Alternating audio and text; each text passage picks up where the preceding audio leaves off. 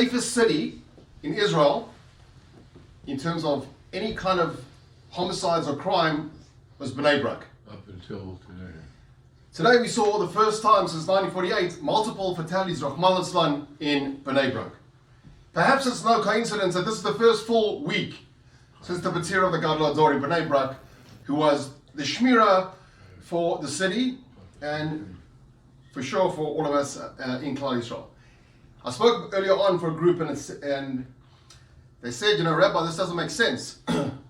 Our nation doesn't make sense because we're not in the realm of Teva. Look at this week's parasha. We see the pasuk that deals with Milah is in this week's parasha. There's two things that we should focus on. Firstly, there is a reason why the Milah has to be in a specific organ in the body, because the whole purpose of us trying to be a synthesis between the body and the soul is that we are spiritual beings. And that organ, the point of intimacy, can be the point of bestiality, of animalistic, in the most animalistic way, or you can harness that for the highest form of Kedusha. We know that because Amma Avini at his Milah, at the age of 99, the hay was added to his name, which is part of HaKadosh Baruch Hu's name. So it's a very spiritual ceremony. The 8th day is a symbol of Lamala Miterach HaTeva. 8 is outside of Teva. So what happens to us in our lives and as a nation, obviously, is Lamala Miterach HaTeva. Again, we see this in Bnei Brak today.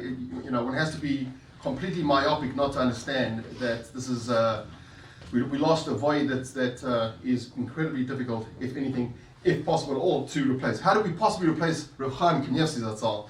So the best Eitzah would just repeat the words of Rav Gamliel Rabinus, who said that when a tzaddik of that level leaves the world, each one of us has to, in our own incremental way, up at the ante in terms of our own learning.